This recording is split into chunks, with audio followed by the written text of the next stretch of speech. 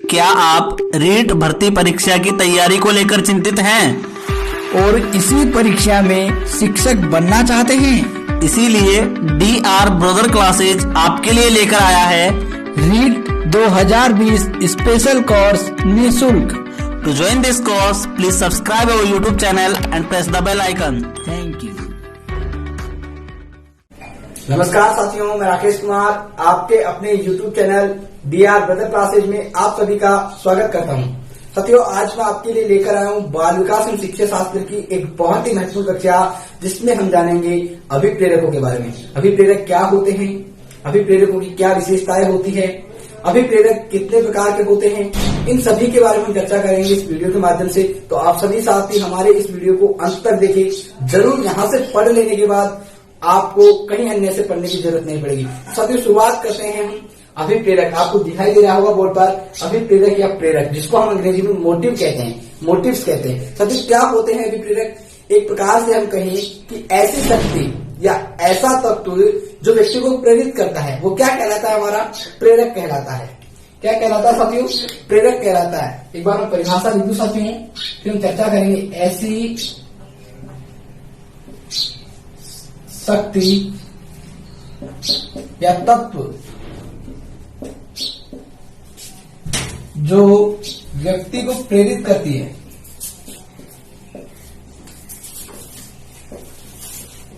ऐसी शक्ति या तत्व जो व्यक्ति को क्या करती है? प्रेरित करती है। किसके लिए? किसी कार्य, विशेष कार्य को करने के लिए।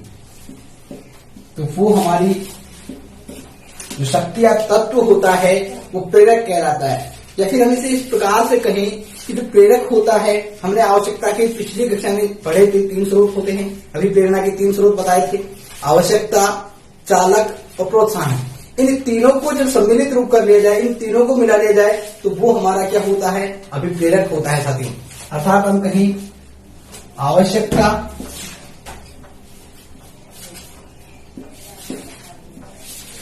चालक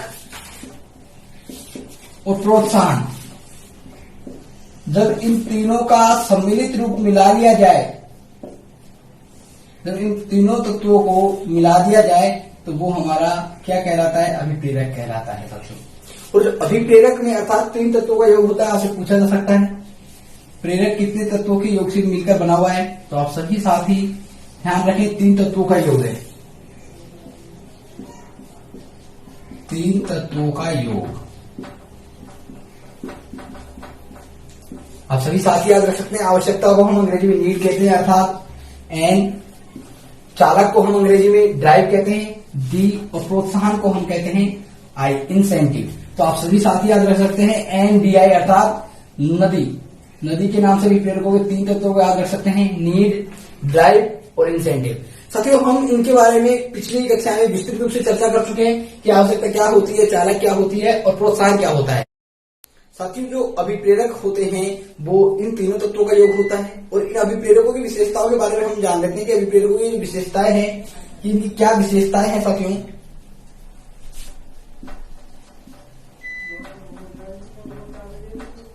साथियों, जो अभिप्रेरक होते हैं, जिनकी उत्पत्ति जो है हमारी मूलभूत आवश्यकताओं से होती है। इनकी जो उत्पत्ति होती है हमारी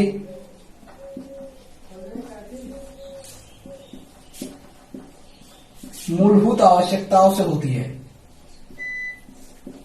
मूलभूत आवश्यकताओं से अभिप्रेरकों की उत्पत्ति होती है। जैसे हमने कल जाना था कि किसी व्यक्ति के शरीर में ऊर्जा की कमी होती है, अर्थात उसे भोजन की आवश्यकता होती है, तो उसमें कौन सा अभिप्रेरक उत्पन्न हुआ? हमारा भूख जो अभिप्रेरक है वो उत्पन्न होता है। अर्थात इनकी जो उत्पत्ति होती है मूलभूत आवश्यकताओं से होती है साथियों।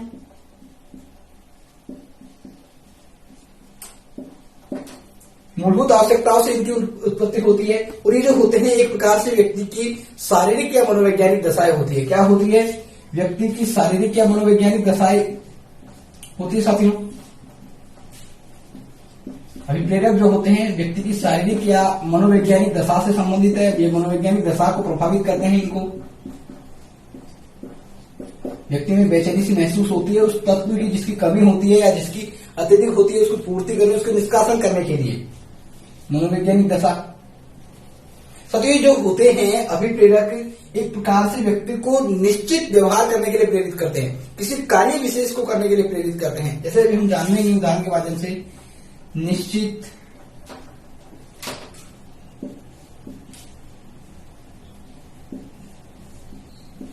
निश्चित कार्य को करने के लिए या फिर कार्य विशेष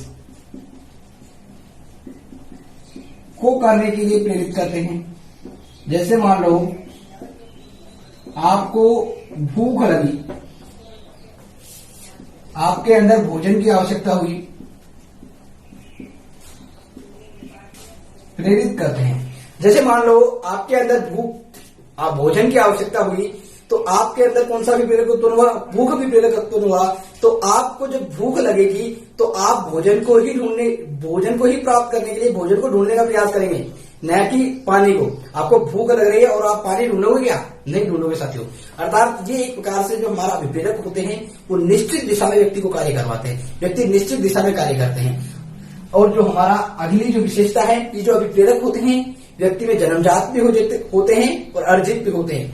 अर्थात ये होते हैं जो जन्मजात का अर्जित दोनों होते हैं। और अब अभी हम आगे इनके बारे में चर्चा करेंगे, जन्मजात कौन कौन से होते हैं और अर्जित कौन कौन से होते हैं। जन्मजात का अर्जित दोनों होते हैं। तो एक प्रकार से मैं कहूं, ये जो अभिप्रेरक है हमारा, इसको चालक या जो हमारा अंतर्नोता, उसी का समानार्थी शब्द कहा गया है। आपने चालक जब पढ़े होंगे पिछली बार में, अर्थात आवश्यकता जो व्यक्ति में उत्पन्न करती है, जो अवस्था उत्पन्न करती है, जिसको जन्म देती है, वो हमारा चालक था। और चालक यहाँ पर जो हमारा अभिप्रेरक है, व्यक्ति को प्रभावित कर रही है, तो चालक और जो अभिप्रेरक है वो एक ही शब्द है, अर्थात समानार्थी या पर्यायवाची शब्द हम कह सकते हैं। दोनों का मतलब एक ही होता है साथियों। जैसे हम कहें अभिप्रेरक को हम चालक या चालक का, अर्थात अंतर्नोदगा, किसका? अंतर्नोदगा। चालक या अंतर्नोद का समानार्थी या पर्याय कह सकते हैं हम। आप सभी साथी ध्यान रखिए, अंतर्नोद और चालक का पर्याय ही अभिप्रेरक को माना गया है। एक बार आप सभी साथी इसका स्क्रीनशॉट लें, फिर हम चर्चा करेंगे इन अभिप्रेरकों के बारे में विस्तार से।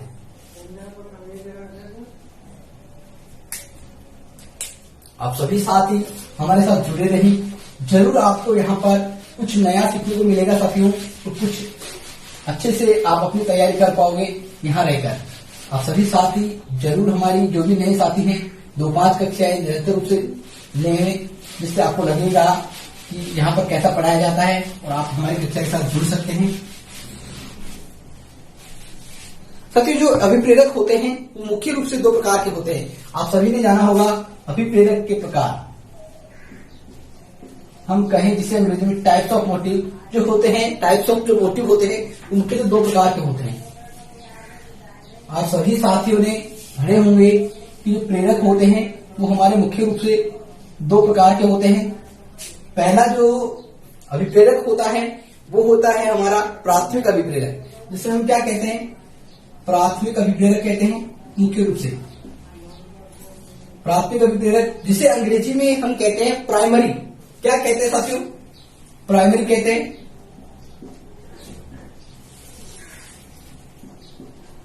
Primary motive. और जो हमारा दूसरा अभिप्रेरक है इसको हम द्वितीयक अभिप्रेरक कहते हैं।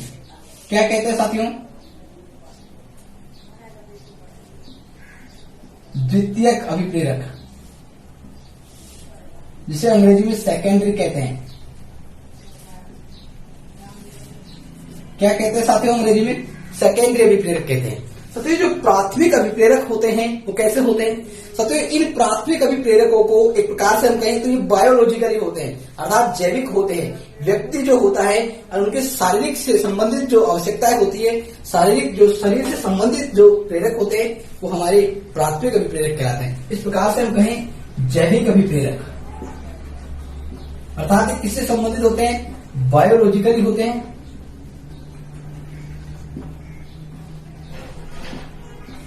और जो द्वितीयक अभिप्रेरक होते हैं हमारे, वो हमारे सोशल से संबंधित होते हैं, सोसाइटी से रिलेटेड होते हैं, अर्थात हमारे समाज से संबंधित होते हैं, सामाजिक संबंधित होते हैं। सामाजिक अर्थात समाज से संबंधित होते हैं, जिन्हें हम सोशल भी कहते हैं। साथियों इनको जैविक अभिप्रेरक कहा जाता है। और ये जो अभिप्रेरक होते हैं, प्राथमिक अभिप्रेरक, व्यक्ति को इनकी आवश्यकता जरूरी है, इनकी पूर्ति करना जरूरी है। यदि व्यक्ति इनकी पूर्ति नहीं कर पाता है तो व्यक्ति जीवित नहीं रह पाता है। व्यक्ति को स्वतंत्र जीवन जीने के लिए, अपना जीवन अच्छे रूप से जीने के लिए इनकी आवश्यकताएं होती है। और जो जैविक अभिप्रेरक होते हैं जन्मजात होते हैं। क्या होते हैं साथियों? जन्मजात होते हैं, व्यक्ति में जन्म से पाए जाते हैं। व्यक्ति में जन्मजात होते हैं। ये जो प्राथमिक अभिप्रेरक होंगे वो जन्म से पाए जाते हैं, अर्थात इनको हम शारीरिक अभिप्रेरक भी कहते हैं। जैविक अर्थात इनको हम क्या कहते हैं? शारीरिक अभिप्रेरक भी कहते हैं साथियों। शारीरिक अभिप्रेरक भी कहते हैं इनको। क्या कहते हैं साथियों? शारीरिक अभिप्रेरक भी कहते हैं। अर्थात ये जो अभिप्रेरक होंगे हमारे द्वितीयक अभिप्रेरक, वो क्या होंगे? जन्मजात नहीं होते। इनको हम वातावरण के द्वारा अर्थात समाज के द्वारा अर्जित किया जाता है। इसी कारण तो इनको हम सामाजिक अभिप्रेरक कहते हैं। क्यों कहते हैं सामाजिक अभिप्रेरक? क्योंकि इनको हम समाज से अर्जित करते हैं, समाज के माध्यम से सीखते हैं, वातावरण में रहकर इनको अर्जित करते हैं। तो ये हमारे क्या है? जन्मजात नहीं होते हैं। अर्थात कौन से होते हैं?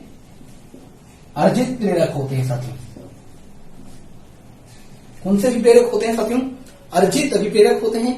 साथियों जो शारीरिक अभिप्रेरक है इनको शरीर क्रियात्मक अभिप्रेरक भी कहते हैं। क्या कहते हैं? शरीर क्रियात्मक अभिप्रेरक भी होते हैं। ये जो अभिप्रेरक होते हैं हमारे प्राथमिक अभिप्रेरक मुख्यतः 5 होते हैं मुख्य रूप से, जैसे भूख, प्यास, नींद, यौन अर्थात काम, और हमारा 5वां अभिप्रेरक होता है मलमूत्र त्याग। क्या होता है साथियों? मलमूत्र त्याग। ये जो 5 अभिप्रेरक है वो हमारे कौन से अभिप्रेरक है? प्राथमिक अभिप्रेरक है।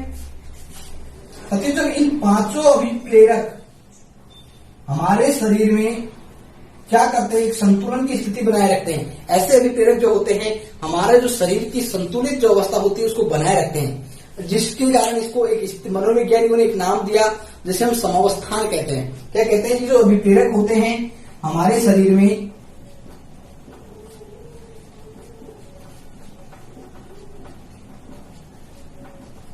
संतुलन की स्थिति बनाए रखते हैं।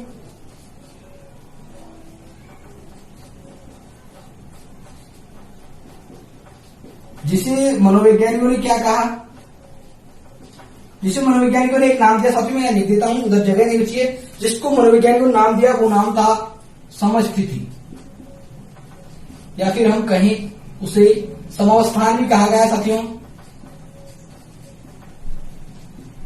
जिसे अंग्रेजी में हम कहते हैं होम्योस्टेसिस। क्या कहते हैं साथियों? होम्योस्टेसिस।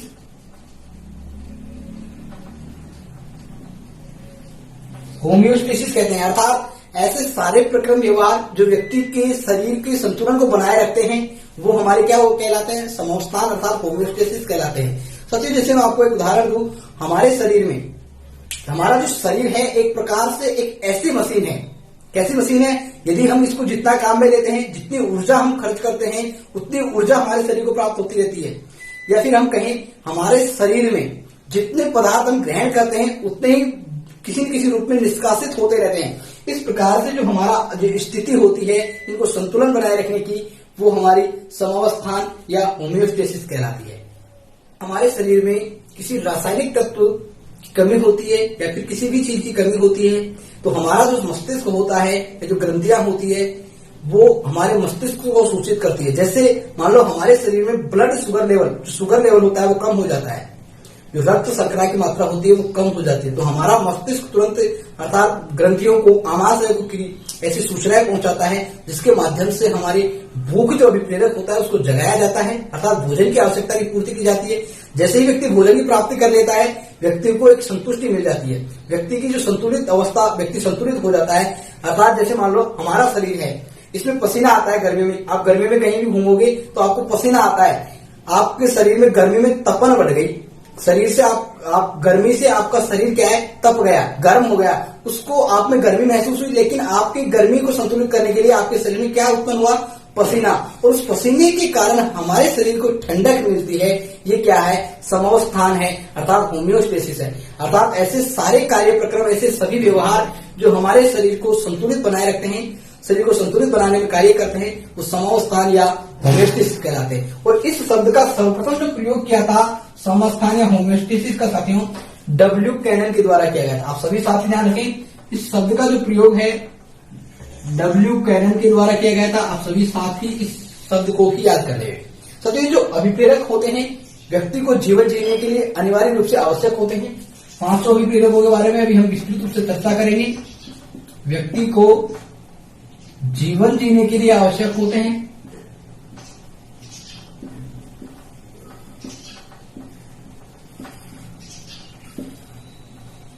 व्यक्ति को जीवन जीने के लिए आवश्यक होते हैं। अब साथियों हम चर्चा करते हैं एक बार पहले अर्जित अभिप्रेरक होगी। साथियों, जो अर्जित अभिप्रेरक होते हैं वो हमारे मुख्य रूप से इनको जीवन जीने के लिए महत्वपूर्ण आवश्यकता नहीं होती है, लेकिन व्यक्ति को सामाजिक रूप से जीवन जीने के लिए इनकी आवश्यकता होती है। व्यक्ति इनके बिना सामाजिक रूप से जीवित नहीं रह सकता है। समाज में इसके द्वारा अर्जित किए जाते हैं, इसी कारण इसका समाज में बहुत ज्यादा प्रभाव रहता है। साथियों, इस प्रकार से जो अभिप्रेरक होते हैं वो मुख्य रूप से जो अभिप्रेरक हैं, जैसे कहें हम सत्ता अर्थात संबंधन अभिप्रेरक, संबंधन अभिप्रेरक या फिर हम कहें शक्ति अभिप्रेरक, ये भी 5 होते हैं मुख्य रूप से। वैसे कई होते हैं लेकिन मुख्य जो बता रहा हूं मैं साथियों, उपलब्धि जो अभिप्रेरक होते हैं वो भी हमारे अर्जित अभिप्रेरक होते हैं। अनुमोदन अभिप्रेरक,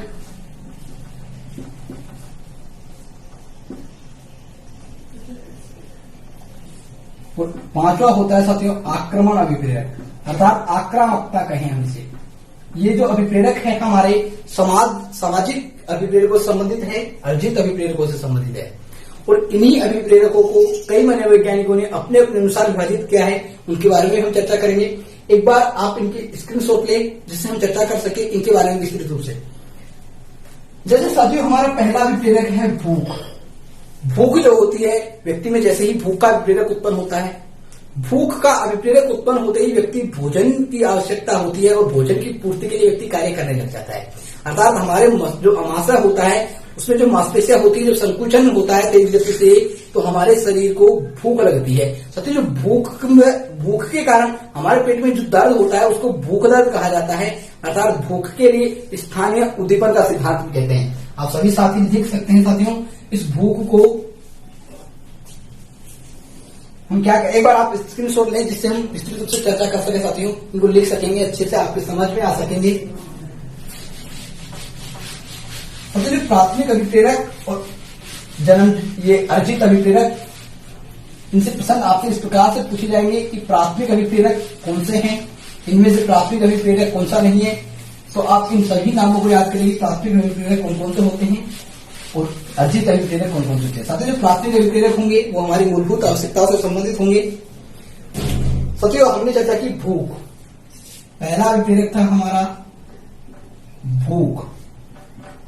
साथियों, जो भूख होती है वो हमारे अमाशय की जो मांसपेशियों के संकुचन में तेज गति होती है, तो उसके कारण भूख लगती है हमें, और उस भूख से हमारे पेट में भूख सा दर्द होता है और भूख की अनुभूति होती है, तो उसको हम भूख दर्द कहते हैं। इसीलिए भूख का स्थानीय उद्दीपन का सिद्धांत कहते हैं। क्या कहते हैं साथियों, इसे हम स्थानीय उद्दीपन का सिद्धांत कहते हैं। इसे स्थानीय उद्दीपन का सिद्धांत कहते हैं।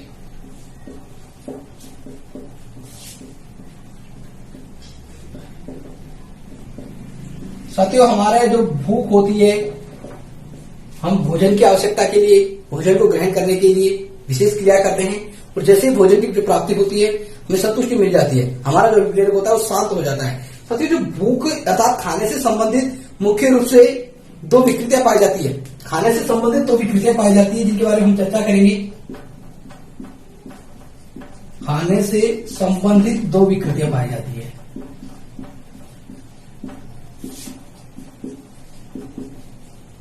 जिसके बारे में आपने सुना हो साथियों, एलेक्सिया नर्वोसा और बुलिमिया नर्वोसा। कौन कौन सी है साथियों? पहली है हमारी एलेक्सिया नर्वोसा,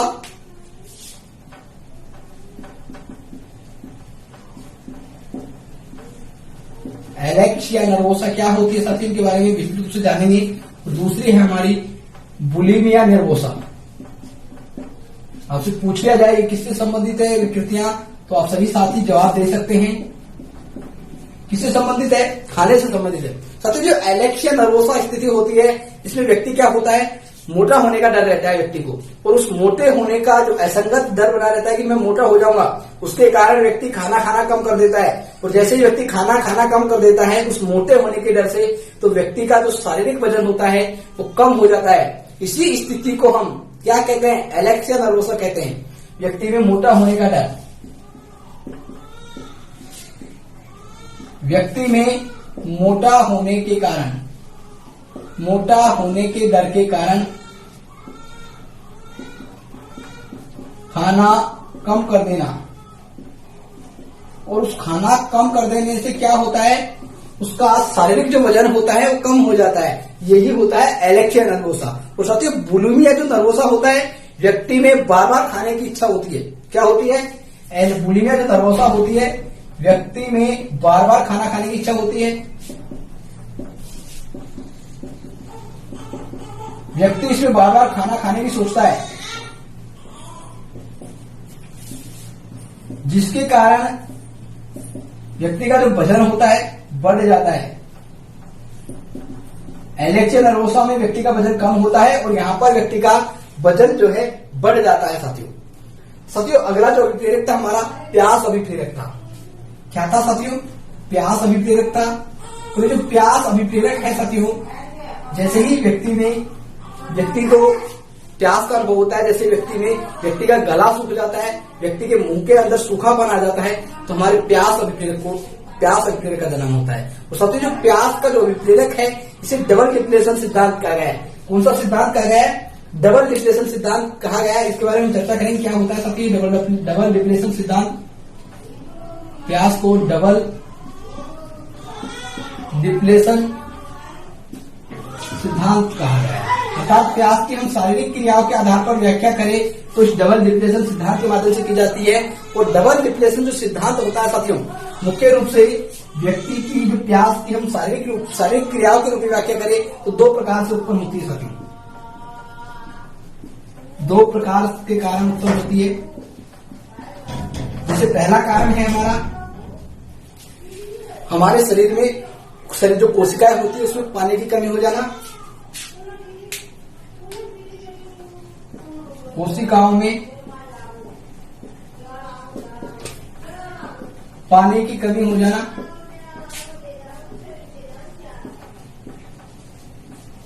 पानी की कमी हो जाना। जब व्यक्ति के शरीर की जो कोशिकाएं होती है उसमें पानी की कमी हो जाती है, उसको हम सेल्यूलर डिहाइड्रेशन कहते हैं। सेल्यूलर डिहाइड्रेशन के नाम से जानते हैं, अर्थात हिंदी में कोशिकीय निर्जलीकरण। आप सभी साथी नाम याद रख सकते हैं, अंग्रेजी में लिखना चाहे तो लिख सकते हैं। सेल्यूलर डिहाइड्रेशन, कोशिकीय निर्जलीकरण। साथियों, जो दूसरी कमी होती है वो होती है शरीर में रक्त की कमी होने के कारण। जैसे शरीर में हमारे कोशिकाओं में पानी की कमी होती है तो शरीर में रक्त की कमी होने लग जाती है, और शरीर में रक्त की कमी होने से रक्त की कमी होना, इसे हम हाइपोथैलेमिया कहते हैं साथियों। क्या कहते हैं? हाइपोथैलेमिया।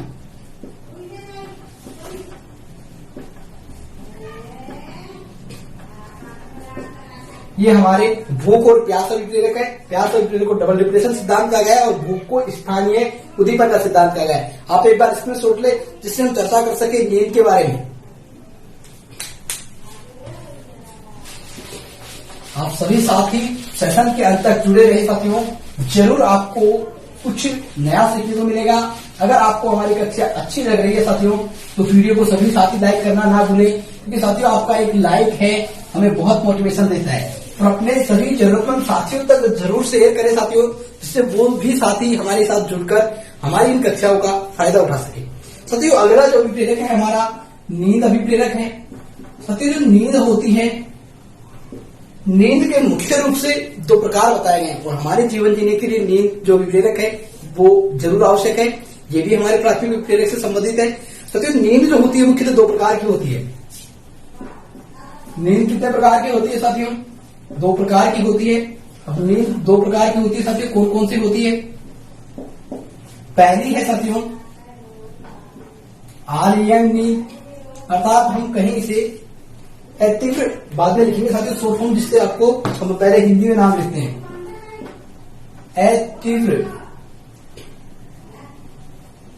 तीव्र आंख गतिक नींद।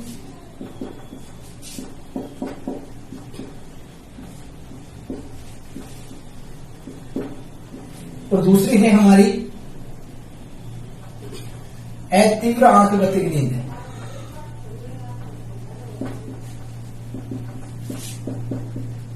सत्य जो तीव्र आंख गतिक नींद होती है वो क्या होती है, और अतीव्र आंख गतिक नींद क्या होती है? साथियों जो तीव्र आंख गतिक नींद होती है इसको हम शॉर्ट रूप से REM कहते हैं। क्या कहते हैं? REM कहते हैं, अर्थात इसकी फुल फॉर्म देखिए साथियों हम क्या होती है? रैपिड आई मूवमेंट है, रैपिड आई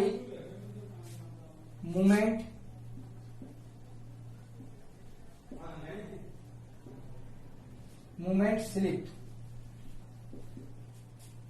तीव्र आंख गतिक जो नींद होती है उसको हम रैपिड आई मूवमेंट स्लिप कहते हैं, अर्थात इसमें जो व्यक्ति होता है गहरी नींद में नहीं सोता है। किसमें नहीं सोता है? गहरी नींद में नहीं सोता है, अर्थात व्यक्ति गहरी नींद में नहीं सोता है।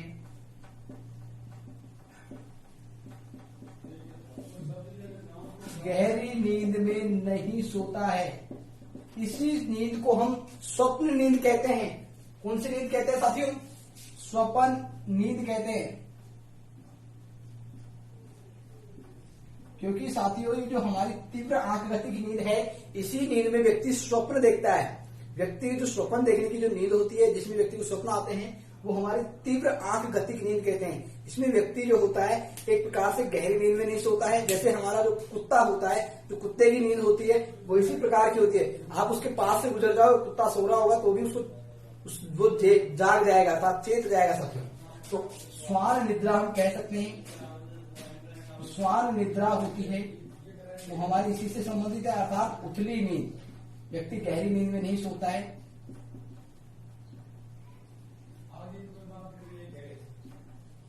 साथियों जो हमारी तीव्र आंख गतिक नींद होती है इसको NREM कहते हैं। क्या कहते हैं? नॉन REM,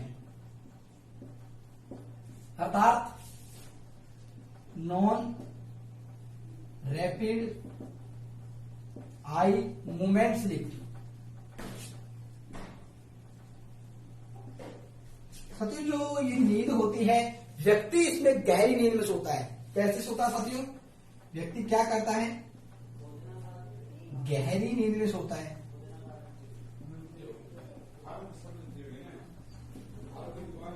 क्या करता है व्यक्ति? गहरी नींद में सोता है साथियों। आप सभी साथी ध्यान रखें, ये दो प्रकार की नींद हमारी बताई गई है। इसमें जो व्यक्ति की हृदय की जो गति होती है, धड़कन होती है, जो संवेदी क्रियाएं होती है वो कम हो जाती है, व्यक्ति आराम से सोता है साथियों। साथियों अगला जो अभिप्रेरक था हमारा वो था यौन अभिप्रेरक।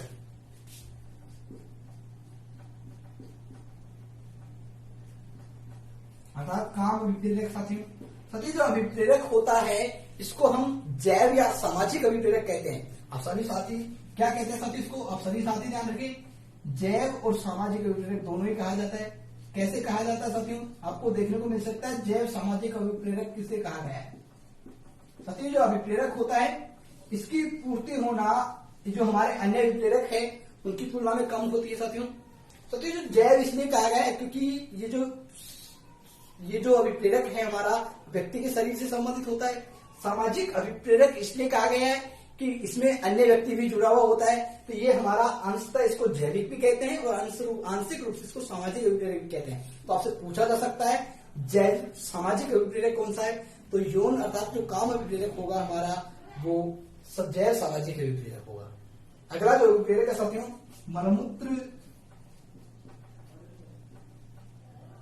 त्याग अभिप्रेरक। साथियों जो मलमूत्र त्याग अभिप्रेरक होता है ये भी व्यक्ति को जीवन जीने के लिए जरूरी होता है। और फ्रायड ने कहा है कि व्यक्तित्व के जो शील गुणों को विकसित करने में इस अभिप्रेरक का बहुत ही महत्वपूर्ण हाथ होता है, व्यक्ति के आचरण को प्रभावित करता है। ये जो मलमूत्र त्याग का जो अभिप्रेरक है वो क्या करता है? व्यक्ति के आचरण को प्रभावित करता है।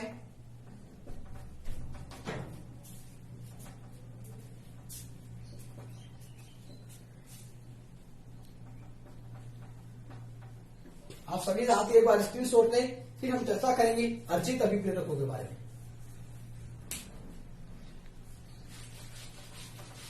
सबसे जो अर्जित अभिप्रेरक अभी हमने बात की थी, कौन कौन से होते हैं? पहला अभिप्रेरक था हमारा अर्जित अभिप्रेरकों के बारे में अब हम चर्चा करेंगे। अभी तक जिनकी भी चर्चा की है हमने, वो हमारे प्राकृतिक अर्थात जन्मजात अभिप्रेरक थे, जिनको जैविक या शारीरिक अभिप्रेरक कहते हैं। अब हम चर्चा करेंगे किसकी? अर्जित अभिप्रेरकों की। पहला अभिप्रेरक था हमारा संबंधन अभिप्रेरक। साथियों क्या होता है ये संबंधन अभिप्रेरक? साथियों एक प्रकार से हम अपन कहें, व्यक्ति क्या है? एक सामाजिक प्राणी है। व्यक्ति समाज में रहना चाहता है और व्यक्ति सामाजिक प्राणी होने के नाते किसी समूह में रहना चाहता है, अपने साथ अन्य लोगों के संबंध बनाना चाहता है। तो इसी प्रकार की जो व्यक्ति की संबंध बनाने की जो चाह होती है, वो ही संबंधन कहलाती है। अपनी प्रजाति के लोगों के साथ व्यक्ति संबंध बनाना चाहता है। व्यक्ति कोई संबंध बनाने की चाह है।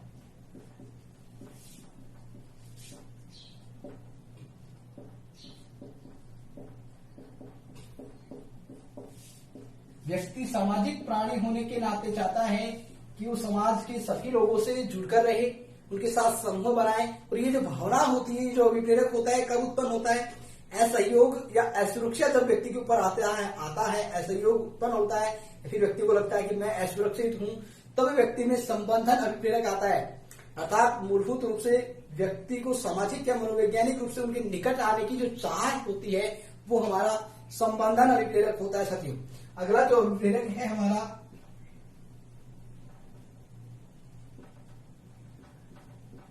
शक्ति अभिप्रेरक। साथियों अनुमोदन अभिप्रेरक भी है, लेकिन पहले शक्ति प्रेरक की चर्चा कर लेते हैं। साथियों जो शक्ति अभिप्रेरक होता है, इस शक्ति अभिप्रेरक में व्यक्ति दूसरों पर नियंत्रण करना चाहता है। क्या चाहता है? व्यक्ति चाहता है कि मैं पावरफुल रहूं। व्यक्ति दूसरों पर नियंत्रण करना चाहता है, प्रत्यक्ष व अप्रत्यक्ष रूप से उनके ऊपर प्रभाव डालना चाहता है। वो चाहता है कि मैं ही सर्वश्रेष्ठ हूं। इस प्रकार से वो अपने आप को प्रदर्शित करना चाहता है। व्यक्ति दूसरे के व्यवहार को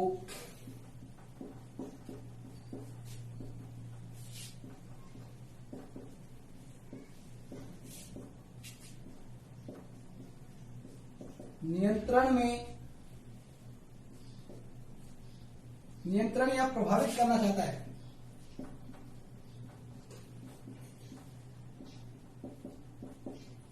व्यक्ति का दूसरों के व्यवहार को प्रभावित या नियंत्रण करना व्यक्ति चाहता है। जैसे मान लो कोई व्यक्ति अपने घर पर महंगी महंगी चीजें लाकर रखता है, वो ये चाहता है कि आने वाले को ऐसा लगे कि ये बहुत अमीर इंसान है।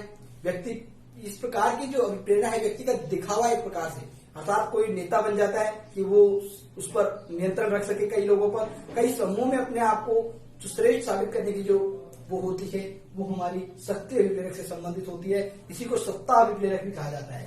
क्या कहा जाता है साथियों? सत्ता अभिप्रेरक।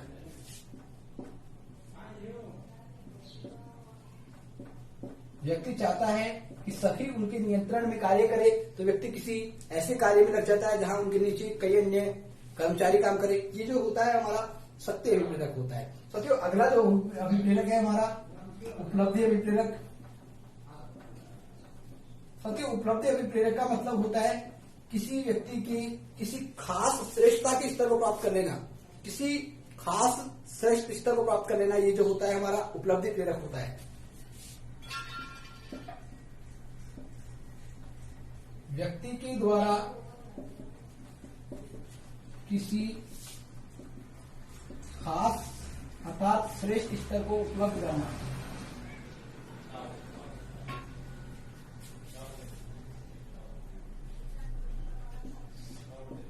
साथियों जैसे मान लो कोई व्यक्ति 10वीं 12वीं में अधिक परसेंटेज बनाने के लिए, अधिक अंक प्राप्त करने के लिए मेहनत करता है, जिससे उसको आगे जाकर नौकरी में सहायता मिल सके। ये जो अधिक अंक प्राप्त करने के अर्थात किसी क्षेत्र में जो सर्वोत्कृष्ट प्राप्त करने की जो अभिलाषा होती है, वो हमारा उपलब्धि अभिप्रेरक होता है। साथियों अगला अभिप्रेरक था हमारा अनुमोदन अभिप्रेरक। साथियों जो अनुमोदन अभिप्रेरक होता है, अप्रूवल अभिप्रेरक, आज ही हमने सुबह प्रैक्टिस सेट में प्रश्न हल किया था कि जो सामाजिक दृष्टि से किसी व्यक्ति के व्यवहार को स्वीकृत करना या फिर हम कहें किसी व्यक्ति के व्यवहार को सही या गलत ठहराना, इस अनुमोदन अभिप्रेरक के द्वारा ही होता है। अप्रूवल जो अभिप्रेरक होता है हमारा, वो इस प्रकार का होता है, अर्थात किसी व्यक्ति के व्यवहार को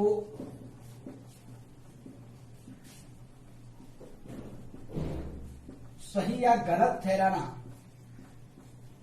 अर्थात मान लो इनमें दो बड़े महत्वपूर्ण तत्व काम करते हैं साथियों। कितने? दो बड़े तत्व काम करते हैं। और ये जो दो बड़े तत्व होते हैं साथियों, क्या होते हैं? एक होता है प्रशंसा या पुरस्कार, दूसरा होता है दंड। यदि कोई व्यक्ति कोई कार्य करता है, उसको प्रशंसा की जाती है, पुरस्कार किया जाता है, तो व्यक्ति उस कार्य को फिर से दोहराएगा। यदि व्यक्ति दंड देता है किसी व्यक्ति को कोई कार्य करने पर, तो वो उस कार्य को नहीं करना चाहेगा। तो इस प्रकार से किसी व्यक्ति के व्यवहार को सही या गलत ठहराने में दो बड़े तत्व काम करते हैं, पुरस्कार या दंड। अर्थात सामाजिक दृष्टि से व्यक्ति को स्वीकृत करने का जो प्रेरक होता है वो अनुमोदन अभिप्रेरक होता है। साथियों अगला जो अभिप्रेरक है हमारा आक्रामक या आक्रमण अभिप्रेरक कह सकते हैं, आक्रामणशीलता भी कह सकते हैं। साथियों जो अभिप्रेरक होता है आक्रामक, अर्थात किसी भी व्यक्ति को शाब्दिक या शारीरिक रूप से चोट पहुंचाना हमारा आक्रमण से संबंधित है। लेकिन इसको फ्रायड मानते हैं कि ये व्यक्ति में जन्मजात होता है। पहले हम जानते हैं आक्रमण क्या होता है, व्यक्ति को शाब्दिक या शारीरिक चोट पहुंचाना।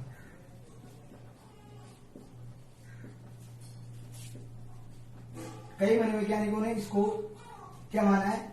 शारीरिक अभिप्रेरक।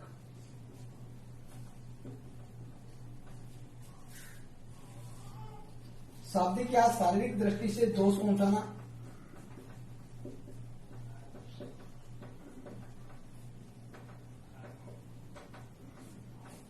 साथियों इसको फ्रायड ने जन्मजात अभिप्रेरक माना है। जन्मजात मानते हैं फ्रायड की व्यक्ति में आक्रमण करने की जो प्रवृत्ति होती है वो जन्मजात पाई जाती है। फ्रायड के अनुसार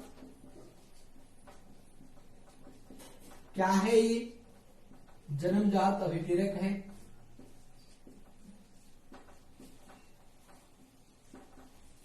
और व्यक्ति जन्मजात रूप से आक्रमण करने की प्रवृत्ति रखता है। इसके लिए इन्होंने एक शब्द प्रयोग किया था, थैनाटोस शब्द। साथियों फ्रायड ने मुख्य रूप से जीवन जीने के लिए दो मूल प्रवृत्तियां बताई थी।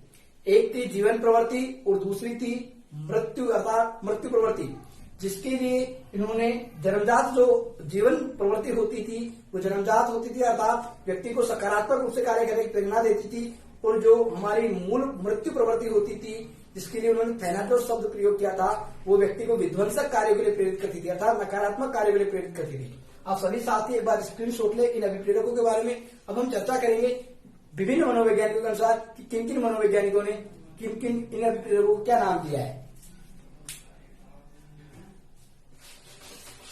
साथियों अभी तक हमने सामान्य रूप से अभिप्रेरक के बारे में चर्चा की है कि अभिप्रेरक क्या होते हैं, अभिप्रेरक की क्या विशेषताएं होती है, अभिप्रेरकों के कितने प्रकार होते हैं और उनके बारे में विस्तृत रूप से चर्चा की है। साथियों अब हम चर्चा करेंगे अभिप्रेरकों की विभिन्न मनोवैज्ञानिकों के अनुसार। जैसे पहला जो हमारा है, हम मानते हैं साथियों अब्राहम मैस्लो के अनुसार अभिप्रेरक।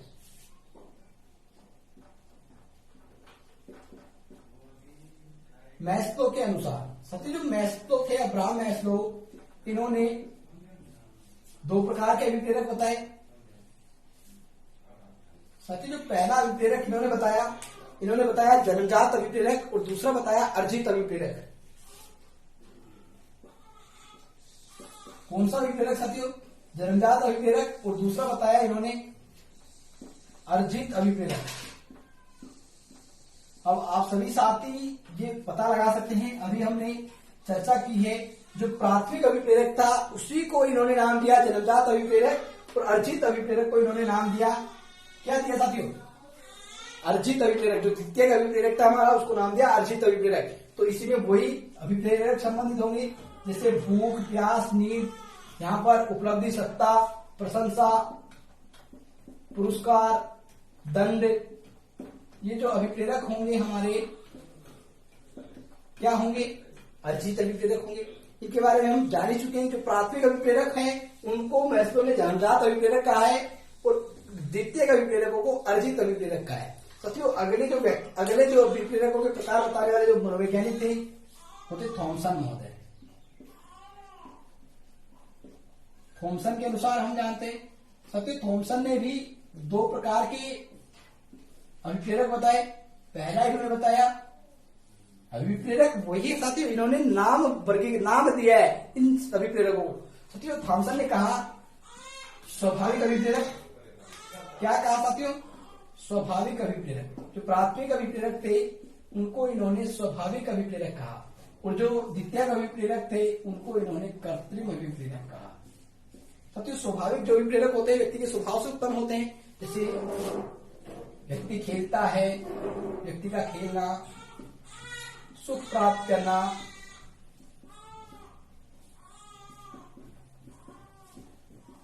भूख, प्यास, नींद, मलमूत्र त्याग, ये सभी हमारे इसी में आएंगे साथियों। कृत्रिम जो अभिप्रेरक होता है व्यक्ति कृत्रिम रूप से अर्जित करता है। जैसे वही हमारे प्रशंसा, उपलब्धि, दंड, ये हमारे इन्होंने वर्गीकरण वही है साथियों हमारा प्राथमिक और द्वितीय अभिप्रेरक। इन्हीं को इन्होंने अन्य नाम दे दिए।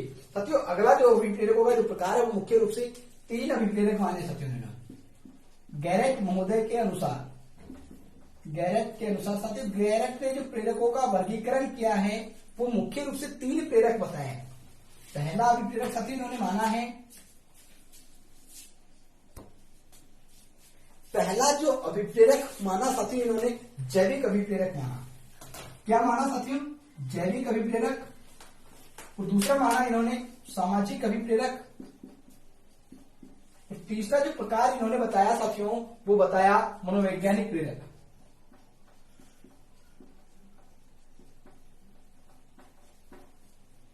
साथियों जो जैविक अभिप्रेरक होते हैं वो व्यक्ति में जन्मजात होते हैं। क्या होते हैं? व्यक्ति में जन्मजात होते हैं। अर्थात हमारा जो प्राथमिक अभिप्रेरक था वो इसी से संबंधित है। जैविक अभिप्रेरक हमने नाम में भी पढ़ा था, जैसे भूख लगना, प्यास लगना, ये सब क्या है? हमारे नींद, ये हमारे जैविक अभिप्रेरक है। लेकिन साथियों सामाजिक और मनोवैज्ञानिक अभिप्रेरक क्या होते हैं? आपको इनको कैसे याद रखना है? साथियों जो सामाजिक अभिप्रेरक है वो एक प्रकार से आपने पढ़ा होगा, विलियम मैकडूगल ने 14 मूल प्रवृत्तियां बताई थी। व्यक्ति की जो सभी मूल प्रवृत्तियां होती है वो हमारी सभी मूल प्रवृत्तियां सामाजिक प्रेरकों में आती है। सभी मूल प्रवृत्तियां, आपको बस इतना याद रखना है, सभी जो मूल प्रवृत्तियां होगी वो सामाजिक अभिप्रेरक में आएगा। जैसे आत्म गौरव की भावना, रचनात्मकता, पलायन करने की प्रवृत्ति या पलायन, सामूहिकता, ये क्या है साथियों? हमारा एक प्रकार से सामाजिक अभिप्रेरक है। और मनोवैज्ञानिक अभिप्रेरक है साथियों जो मूल व्यक्तिगत जो विलियम मैकडूगल था उन्होंने मूल रूप से 14 संवेग बताए थे। और जो सभी संवेग होते हैं वो हमारे मनोवैज्ञानिक अभिप्रेरक में आते हैं। जैसे भय, क्रोध, प्रेम, वात्सल्य, ये सब क्या है साथियों? हमारे कृतिभाव, ये एक प्रकार से क्या है? हमारे मनोवैज्ञानिक अभिप्रेरक है। आप सभी साथी एक बार स्क्रीनशॉट ले साथियों, ये क्या होते हैं, कौन कौन से अभिप्रेरक होते हैं। साथियों आज की कक्षा हमारी यही समाप्त होती है। आपको अभिप्रेरकों की हमारी ये कक्षा कैसी लगी? आप सभी साथी को अगर कक्षा हमारी अच्छी लगी है तो वीडियो को लाइक करें और अपने सभी जरूरतमंद साथियों के साथ शेयर करें। धन्यवाद साथियों, मिलेंगे फिर से एक और बेहतरीन वीडियो में। हम डीआरबी टीम की तरफ से आशा करते हैं कि आप सभी साथियों का भविष्य उज्जवल हो, आप सभी साथी जल्द ही शिक्षक बने और शिक्षक बनकर राष्ट्र निर्माण में अपना योगदान दें। धन्यवाद।